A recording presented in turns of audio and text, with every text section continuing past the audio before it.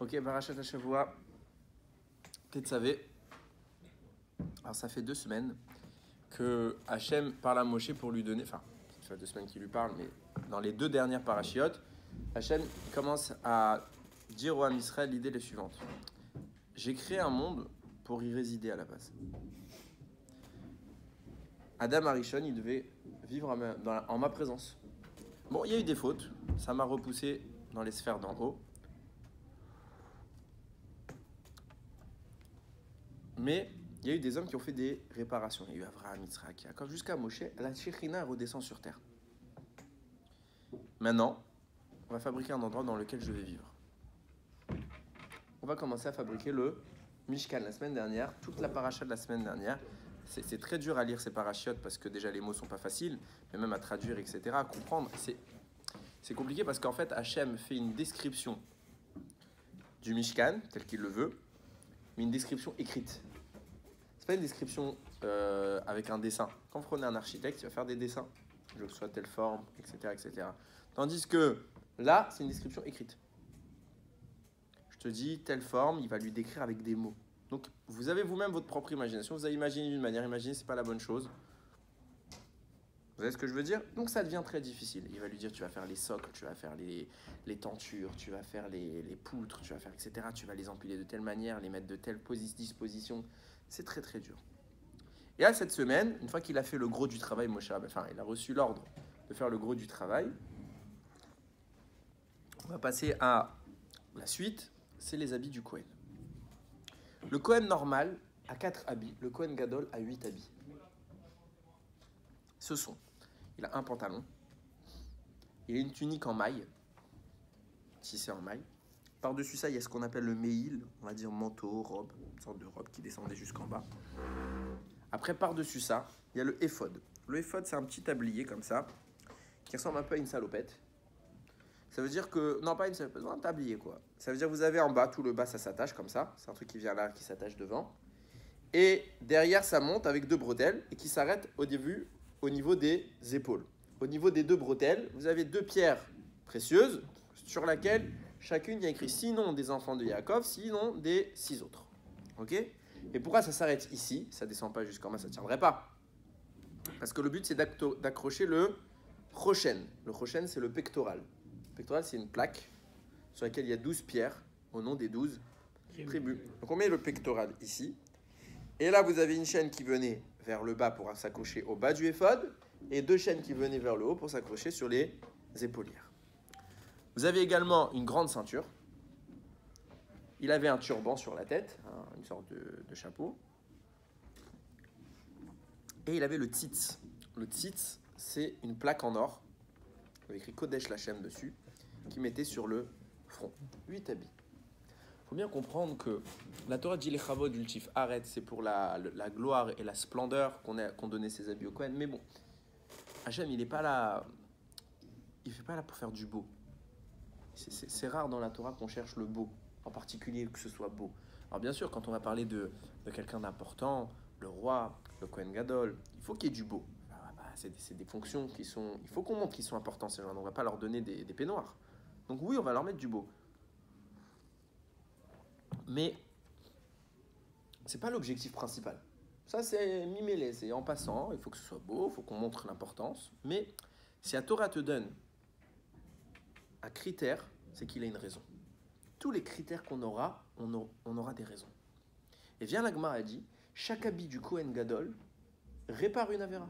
Le simple fait que le Kohen y soit habillé, ça contredit la avérote. Mieux que ça, vous voyez comment il est fait, vous savez que c'est écrit, c'est les fils qui vont être utilisés pour confectionner les habits du Kohen. À chaque fois, il va faire 6 fils d'une matière, donc de téchelet, de argamane, etc. Et un 7e fil en or. Comment on fait un fil en or? Comment tu fais pour faire un fil pour coudre avec de l'or? Tu le fonds. Tu mélanges la laine à l'or. Je fais fondre de l'or. Et alors, si je fais fondre de l'or, ça me donnera pas un fil. Non, mais on fait fondre de l'or sur un fil. Non, bah alors donc c'est un fil recouvert d'or. Ah oui, Oui, tu mets des paillettes d'or. Rachid explique. On faisait des plaques très fines. Il faisait des plaques d'or, fines. Et il limait dans la longueur. Il limait de façon très... Donc tu imagines une grande règle avec une lime. et hop, il coupait, il décalait de 1 nanomètre, et hop, il recoupait. Ça te faisait un fil. Mais c'est pas pareil. C'est dur, c'est solide, c'est un fil. C'est un fil d'or très très fin, comme un fil de Comme couture. de l'alu, quoi. Voilà. Comment ça, de l'alu? L'aluminium, c'est très fin. Oui. Un fil. On faisait des fils d'or, on prenait comme ça, et on entourait ce fil d'or avec 6 fils d'une autre. Il y a plusieurs qui sont cités, Techelet, Argaman, etc. Et avec ça, on faisait du tissage. Même sur ça, il y a un devoir Torah entier qu'on pourrait faire. Pourquoi ces fils d'or? Bon, c'est pas le sujet d'aujourd'hui. Moi, je vais m'arrêter sur un sujet aujourd'hui. Alors, je précise que la fin de la paracha, c'est maintenant que Moshe il a reçu l'ordre de faire le Mishkan, qu'il a reçu l'ordre de faire les habits du Kohen. La fin de la paracha va détailler l'intronisation, comment on va mettre en place tout ça. Donc, les sacrifices qu'il faudra faire pendant l'inauguration du Mishkan, etc., etc. Ok? Sur ce que je vous ai dit tout à l'heure que j'ai appelé la robe ou le manteau, en bas, tout en bas, la robe elle descendait jusqu'en bas, ok, jusqu'au pied du Kohen. En bas, on avait tissé des formes en forme de grenade, avec un tissant, et à côté on mettait une cloche. Tout le long, tout le contour, il y avait une cloche, une grenade, une cloche, une grenade, une cloche, une grenade. À quoi c'est quoi la symbolique qui est ici? Vous allez voir que ce petit truc qui est tout en bas, c'est en réalité c'est une symbolique très profonde. C'est Misonote. On va voir. Il est écrit comme ça. C'est intéressant, en plus on dit, c'est beau ce que tu dis parce que ça va rejoindre. Il est écrit que la grenade, il y a beaucoup de, il y a 613 grains dedans en rapport avec les mitzvot. Bon, c'est pas le sujet. Il y a un passouk dans Tehilim qui dit Yami mal yemé meler tosif. Je vais traduire direct en bon français. Les jours au jour du roi, tu dois ajouter. Tu dois ajouter des jours au jour du roi. C'est qui le roi? C'est Hachem. C'est Hachem. On doit rajouter des jours au jour du roi. C'est quoi les jours du roi?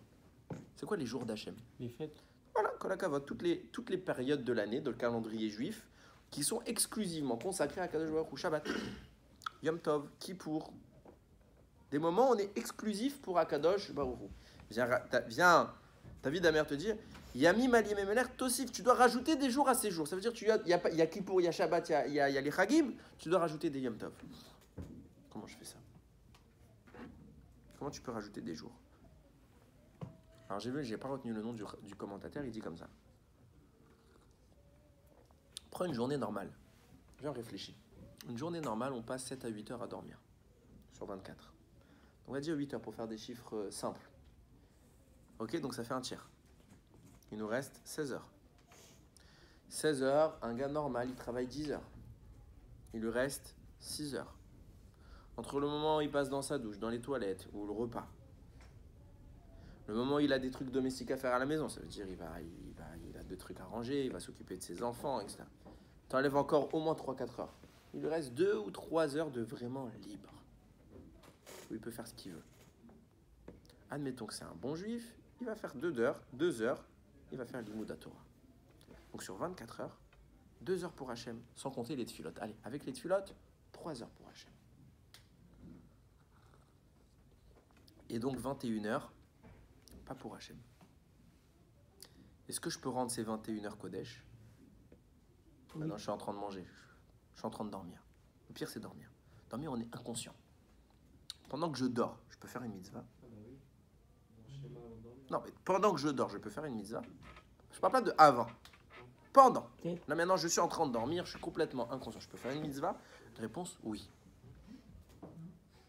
Tout dépend du pourquoi. De l'intention.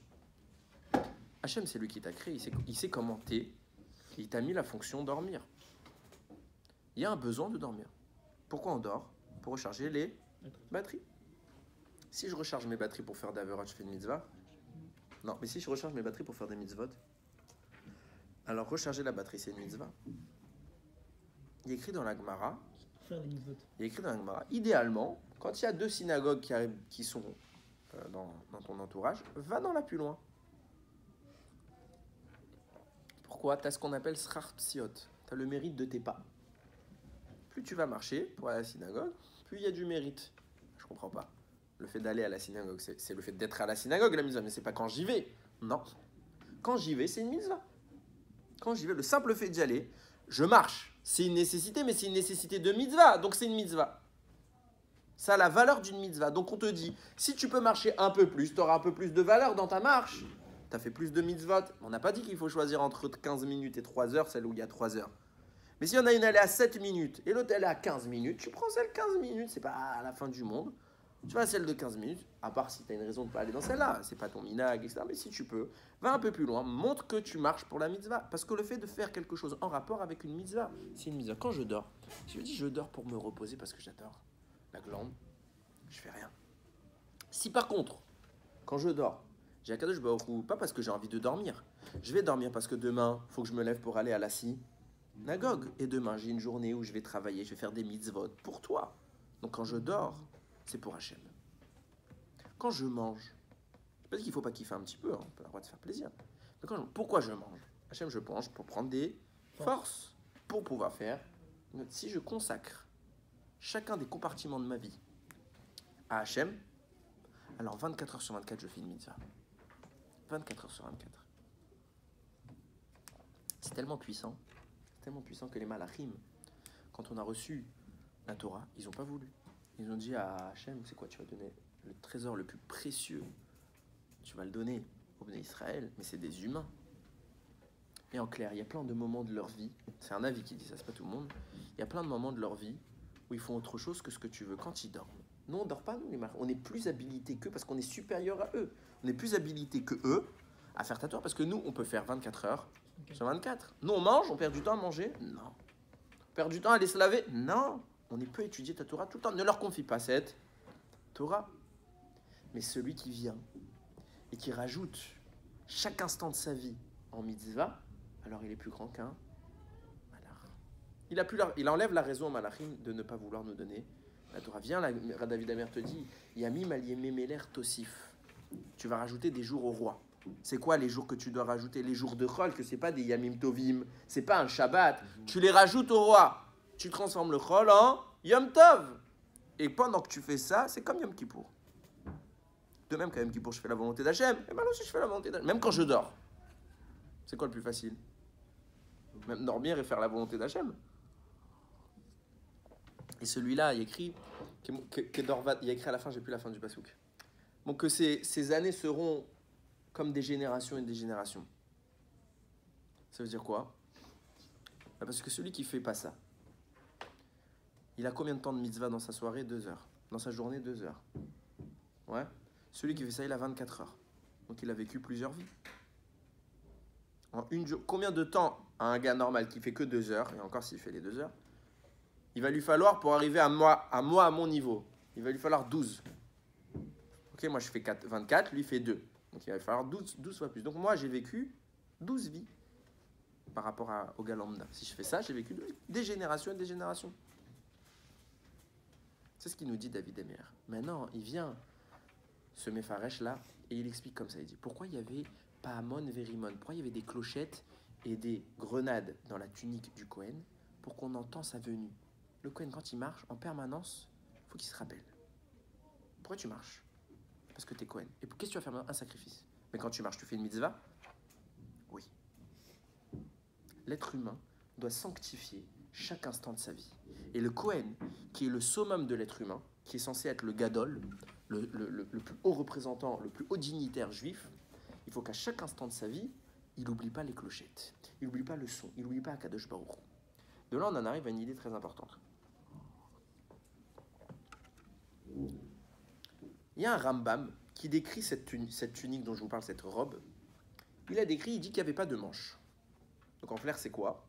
C'est un habit avec une embouchure pour la tête. On met la tête. Et donc, ça ressemble à quel habit? Un tzitzit katan, ou un tzitzit, un talit. Et donc, il nous explique qu'il y a 4 coins et tout. Quelle est la halakha? Quand je vois un habit à 4 coins, qu'est-ce que je dois faire? Je dois lui mettre les tzitzit. Sauf que beaucoup de Mefarshim posent la question, on a un problème. Puisque la tunique elle descend tout en bas, vous ne pouvez pas mettre les tzitzit. C'est clair. De toute façon, la Torah, là, on n'a pas écrit dans la Torah qu'il y avait les tzitzit. Donc, comment il fait le Kohen? Il met en dessous. Écoutez-moi ce que dit Rachamim. Quel est l'objectif du tzitzit? C'est écrit dans la Torah. Tous les jours, vous dites dans Shema, Ur item oto, quand vous le verrez, Uzrartem vous vous souviendrez, et kol mitzvot Hashem, de toutes les mitzvot d'Hachem. Pourquoi, quand je vous le verrai, vous vous souviendrez? Réponse, deux réponses très connues. Première réponse, c'est qu'à la base, le tzitzit, il y a un fil du tzitzit qui doit être trempé dans le techelet. Techelet, c'est la couleur bleu-azur. C'est un sang spécial qu'on avait, aujourd'hui on l'a plus, mais qui avait la couleur du bleu-azur. La Gemara rapporte que le techelet, il a la couleur de la mer. La mer, c'est le reflet du ciel. Et le ciel, c'est juste en dessous de Akadosh Baruch. Hachem, il est partout, mais c'est une image. Pour te dire, quand tu vas voir ça, tu vas te rappeler du trône d'Akadosh Baruch en permanence dans ta vie. Tu sauras, il y a Akadosh Baruch, donc tu oublies jamais Hachem. Rachid donne une autre explication qui est rapportée aussi dans le Midrash. Tzitzit, valeur numérique 600. Or, le fil du tzitzit, il est composé de 5 nœuds et de 8 fils. 8 plus 5, 13. 600 plus 13, 613. 613 mitzvot. Kol mitzvot Hachem. Quand tu vois le tzitzit, tu te rappelles de toutes les mitzvot d'Hachem. Pourquoi? Chachamim te disent. Le tzitzit, il faut savoir, avant que j'explique. C'est ce qu'on appelle une mitzvah kiyumit. Mitzvah kiyumit, c'est pas pareil qu'une mitzvah chiyuvit. Chiyuvit, ça veut dire quoi? Ça veut dire que la mitzvah, il y a un moment, elle s'impose à moi. Filin, il y a un moment dans ma journée, ça vient. Je suis obligé de le mettre. Ça, c'est une mitzvah chiyuvit. Une mitzvah kiyumit, ça veut dire qu'il y a un moment, il faut des conditions pour qu'elle s'applique. J'ai pas l'obligation. Si maintenant je suis habillé comme ça, voilà, comme je suis maintenant. Ouais. J'ai pas l'obligation de mettre de tzitzit. Pourquoi? Parce que mes habits, ils ont 4 coins. Non. Il n'y a pas 4 coins. Donc, c'est que si je mets un habit à 4 coins, qu'il y a cette condition, alors là, je mettrai le tzitzit. Pareil, tzedaka, c'est une mitzvah. Kiyumit, c'est que s'il y a quelqu'un maintenant que je dois lui donner la tzedaka qui passe, que j'ai l'obligation de lui donner. Mais s'il n'y a personne à côté de moi qui je dois donner la tzedaka maintenant, je dois donner tout de suite la tzedaka. J'ai une mitzvah de donner tout de suite la tzedaka. Non, c'est que si ça se présente à moi. Ok? Alors, pourquoi on insiste tant? Les chachamim, ils insistent tant. Hein. Je vous dis, il faut mettre le tzitzit katan tout le temps. Et vous voyez, Baruch Hashem, aujourd'hui, tout le monde met le tzitzit katan tout le temps. C'est pas de temps en temps, si j'ai un habit chelou, alors... Non, on met le tzitzit katan. Pourquoi? Parce que ça nous rappelle les mitzvot. C'est pas grave, il y a au moins la version de Rashi que ça fait 613. Donc ça nous rappelle les mitzvot. Et pourquoi tout le temps? Parce que tu dois te rappeler en permanence que même quand tu fais pas une mitzvah, ce que tu fais, c'est pour Akadosh Baruch Hu. Même quand je travaille. Pourquoi je travaille? Pour pouvoir avoir de quoi vivre et pour pouvoir après accomplir. Si j'ai pas de quoi vivre, alors je vais avoir un problème. Je pourrais plus accomplir la Torah et les mitzvot. Alors je suis embêté. Si c'est ça, on comprend le rapport. Comment ça se fait que le Kohen Gadol, il n'a pas de tzitzit dans ses habits? Très simple. Puisque les cloches, elles ont pour but de lui rappeler en permanence qu'il fait tout ça pour Akadosh Baruch Hu. Alors nous disent Rachamim, les cloches, c'est son tzitzit katan. Les cloches, c'était son tzitzit katan. Donc il a fait la mitzvah du tzitzit katan, il n'y a plus besoin de rajouter le tzitzit katan. Vient le Aktav ve Kabbalah. Il fait une remarque hyper intéressante. Il dit, c'est intéressant parce que comment marche le fonctionnement du tzitzit? Grâce à quoi on se rappelle des 613 mitzvot? Ur item oto. Quand je le verrai. Donc l'organe en question, c'est lui, c'est l'œil, c'est la vue. Tandis que lui, le Kohen Gadol, c'était quoi? Le son, c'est quand les cloches, elles, sonnent. Donc là, c'est plus l'ouïe. L'œil, c'est l'oreille. C'est plus la vue, c'est l'ouïe. Parce que je veux placer oui depuis tout à l'heure, je ne sais pas pourquoi. Ok? Donc c'est là l'oreille. C'est pas la première fois dans l'histoire que la Torah, elle échange les deux notions. Quand on a reçu la Torah, au Har Sinaï, il y a écrit dans un pasouk, Vechol ha'am roim et hakolot, et tout le peuple a vu les voix. C'est quoi une voix? C'est un son. Ça se voit? Une voix? Ça s'entend. J'entends un son, mais je ne vois pas avec. C'est pas l'œil qui perçoit le son. C'est l'œil. Comment le Ham Israël a-t-il pu voir un son? Écoutez bien, c'est très important.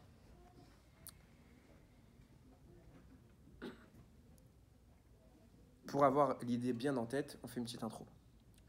On l'a déjà vu cette idée plusieurs fois. Concernant Yaakov, il y a écrit dans la Gemara, Yaakov Avinu Lomet. Yaakov Avinu n'est pas mort. Bien, la Gemara dit, comment tu peux me dire que Yaakov, il est pas mort, alors qu'on voit bien qu'il a été enterré, on lui a fait une éloge funèbre, une oraison funèbre, etc. Il a été enterré. Comment tu peux me dire qu'il n'est pas mort? Réponse, c'est un pasouk il a déduit d'un pasouk, le Rav, j'ai pas le pasouk en tête, Yaakov Avinu n'est pas mort. Ok, on n'a pas répondu à la question. La Gemara a dit d'accord, c'est un pasouk, donc tais-toi. Comment Yaakov il est pas mort? Pourquoi il serait pas mort déjà? Tout le monde meurt, non? Pourquoi Yaakov il est pas mort? Réponse du Shla Kadosh, Israël met, Yaakov l'omet. Israël est mort, Yaakov n'est pas mort. C'est quoi Israël? Israël, c'est un supplément d'âme qu'Akadosh Baruch Hu a rajouté à Yaakov. Il lui a dit maintenant tu vas t'appeler Israël, mais il s'appelle encore Yaakov. Donc il a rajouté une énergie, un bout de Neshama qui s'appelle Israël. Au moment où Yaakov entend, les fils ils vont lui mentir, ils vont lui dire ton fils Yosef est mort. Ouais. À ce moment-là, Yaakov il est mort. Sa Neshama l'a quitté. Et vous regarderez dans la Torah, il n'y a pas écrit une seule fois le mot Yaakov depuis ce moment-là. Jusqu'à la fin de la vie de Yaakov. Juste à un moment, il y a un moment, ça va réapparaître, je vais expliquer. Mais après, on va parler à chaque fois qu'on va parler de lui, on va l'appeler Israël. Pourquoi? Parce que si sa Neshama de Yaakov l'a quitté, qu'est-ce qui reste? Il reste que le bout qui s'appelle Israël. On n'entend plus parler de Yaakov. Et quand Yosef commence à re-rentrer en scène, et que ce profil l'annonce de sa survie, il va se passer qu'on va commencer à reparler de Yaakov, et mieux que ça, il écrit une phrase qui est très bizarre, ramène le Shla Kadosh, il écrit Vatechi Ruach Yaakov.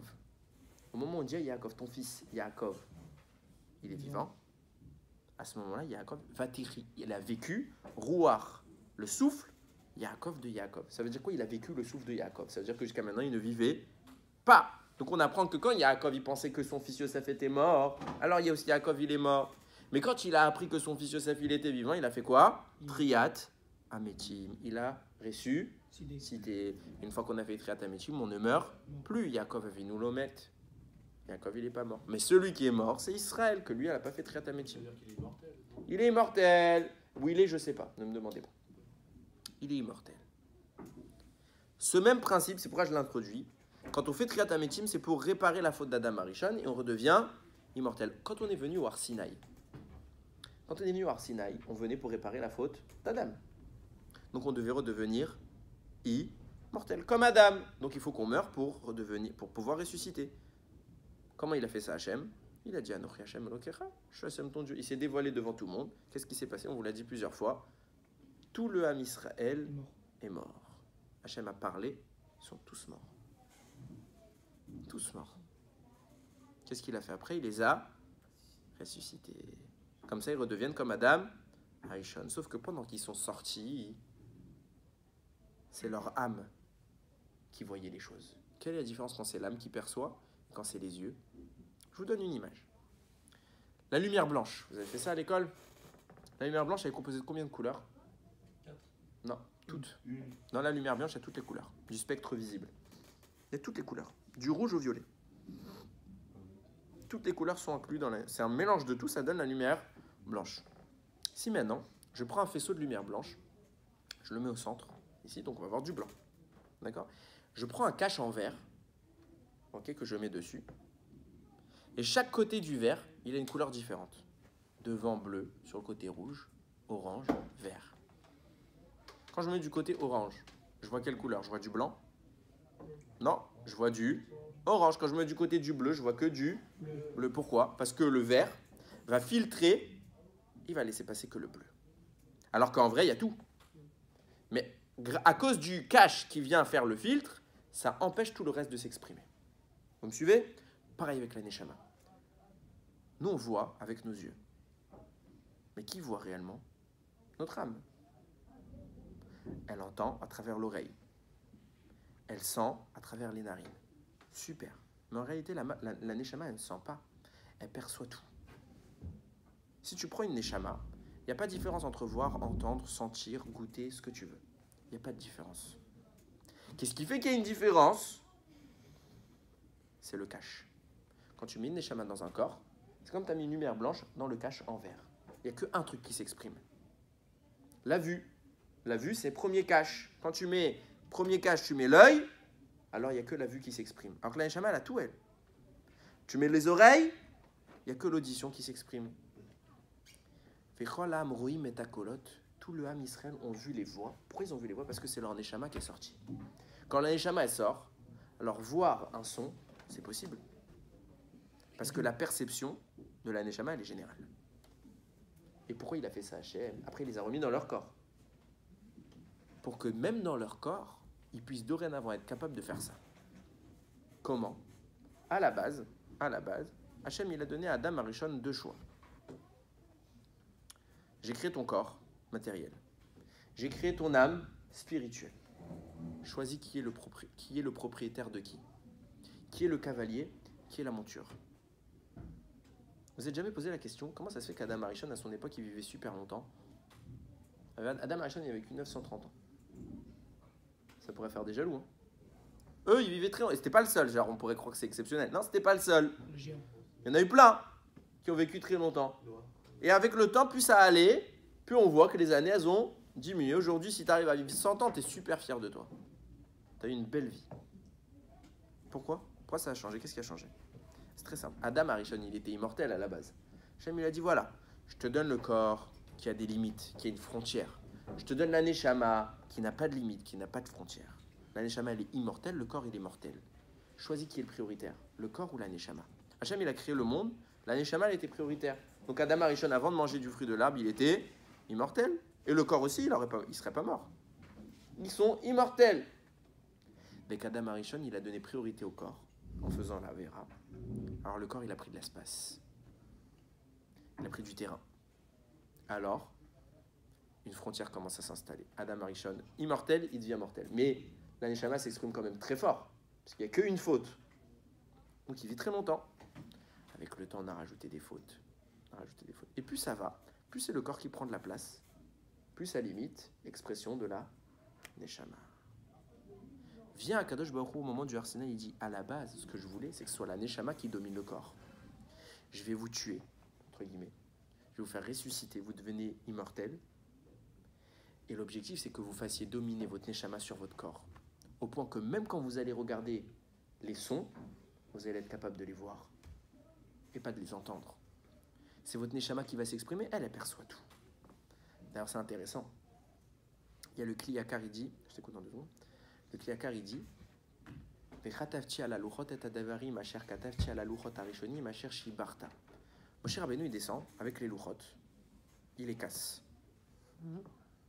Il arrive à négocier avec Hachem, Hachem nous pardonne, et Hachem dit, je vais te réécrire des nouvelles tables, les paroles que j'ai écrites dans les premières, je les réécris dans les deuxièmes. Nous, on croit quoi? On croit qu'il va écrire le même texte. Vient le Kli Yakar, il dit, c'est pas qu'il va écrire le même texte, juste il va faire du copier-coller. Aucun rapport. C'est écrit que comme Moshe Rabbeinu il est descendu et que les tables, elles ont vu le veau d'or, les lettres se sont détachées, elles sont montées dans le ciel. Il restait que des pierres, des cailloux, Moshe a caché le caillou. Et quand Hachem il a dit, je vais écrire sur les deuxièmes luchot ce que j'ai écrit sur les premières, ça veut dire quoi? Ça veut dire que je vais récupérer le texte qui s'est envolé, et ces mêmes lettres, je vais les remettre. C'est le même texte, exactement. C'est pas genre, on a copié. C'est les lettres qui étaient là, je les ai déplacées, je les ai mises là. Ah bon? J'ai une grande question sur le Kli Yakar. Le texte des deuxièmes tables de la loi, c'est pas le même texte que les premières tables de la loi. Premier exemple le plus connu, Shabbat. Première table, il y a écrit Zachor et Shama Shabbat. Deuxième table, il y a écrit Shamor et Shama Shabbat. Pas le même mot. Quand vous regardez la raison pour laquelle Hachem il nous a fait le Shabbat, première table, il y a écrit Zecher le Maaseh, Bereshit en souvenir de la création du monde. Dans les deuxièmes tables, il y a écrit Zecher le Tziat, Mitzrayim, la souvenir de la sortie d'Égypte. C'est plus les mêmes textes. Comment t'expliques? Tu me dis que si c'est les mêmes lettres, il les a reprises et il les a mis. Non, alors j'ai pensé comme toi. J'ai vérifié, je me suis dit peut-être, c'est juste une nouvelle combinaison, mais c'est les mêmes lettres. Il y a plus de lettres, il y a 17 lettres en d'écart entre les deux. C'est même pas les mêmes en plus. Alors la réponse que j'ai voulu dire, c'est la suivante. Quand Hachem il nous a ressuscités, c'était notre âme qui percevait. On a réussi à dominer la matière par la Neshama. Donc on est dans une perception qui est transcendantale. Il s'est passé qu'on a fait le veau d'or. Et on a remis le corps en prioritaire. Et quand j'ai dit qu'on est dans le corps, c'est l'œil qui voit, c'est l'oreille qui entend. On voit plus du tout, on ne perçoit plus du tout que comme la Neshama. Du coup, la différence entre les premières et les deuxièmes, c'est qu'on n'est plus capable de voir ce qu'il y avait écrit dans les premières comme il y a écrit dans les deuxièmes. Dans les deuxièmes, on est limité. on a une vision qui est celle de notre corps. C'est pas la même. Et j'ai la preuve. Quand vous regardez les deuxièmes tables, pourquoi Hachem nous fait Shabbat? Sortie d'Égypte. Ok.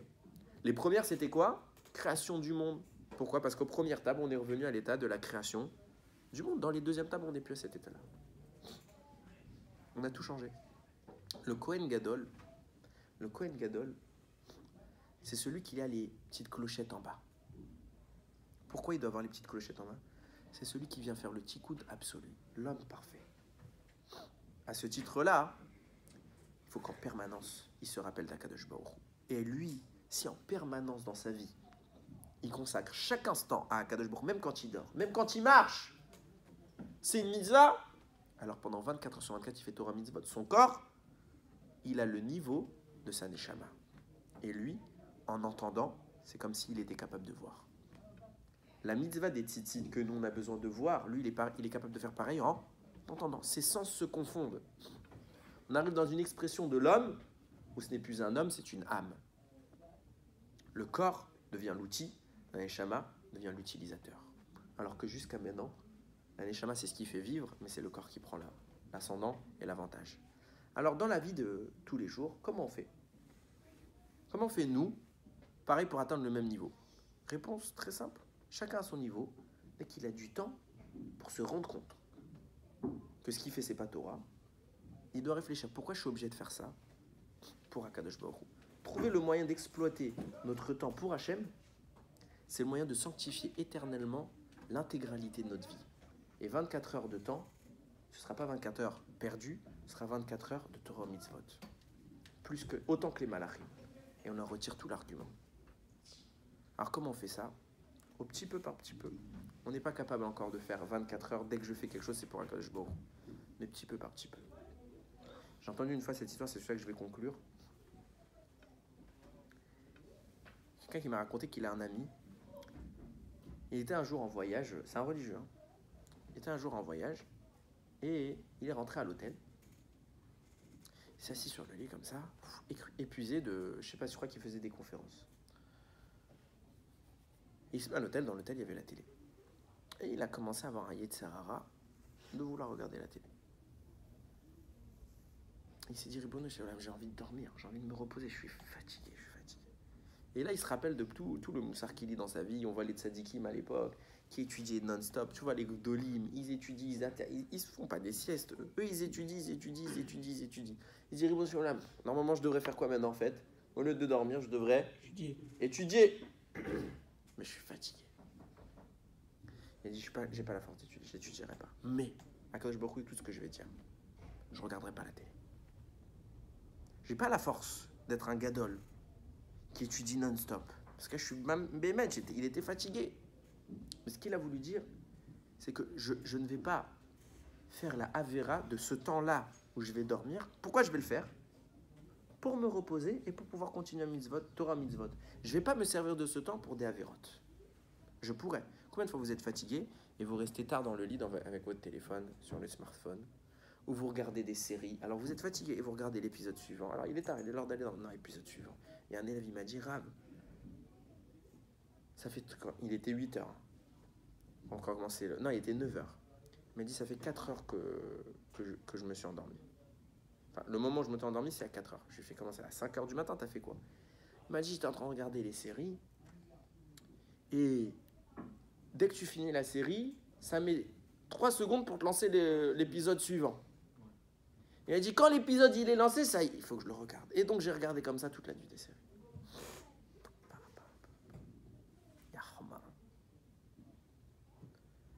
Pour des séries, tu dors pas. Pour regarder des trucs, c'est du mensonge, c'est une illusion, hein, on est d'accord, c'est fictif. Bon, ça peut être intéressant, j'ai pas dit que y a pas de kiff à regarder ta série. Tu dors pas. Dors. Après, tu t'étonnes que quand tu arrives le matin à la tfila, c'est à peine si tu as envie de mettre tes tfilines. Parce que tu as envie, c'est de mettre comme vous faites là. Vous mettez le coussin. Le coussin, c'est le manteau.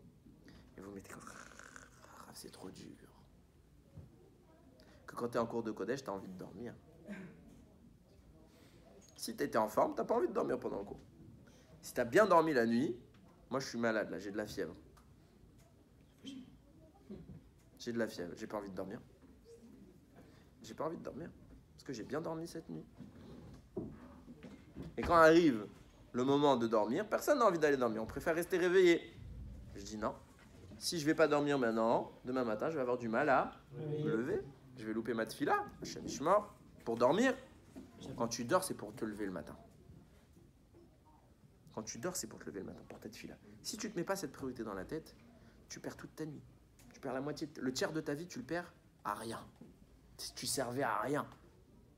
Tu servais à rien pendant ce temps. Alors que celui qui s'endort, parce que le lendemain, il va aller étudier, parce qu'il va faire des mises, il veut les faire bien. Le peu qu'il fera, ce sera bien.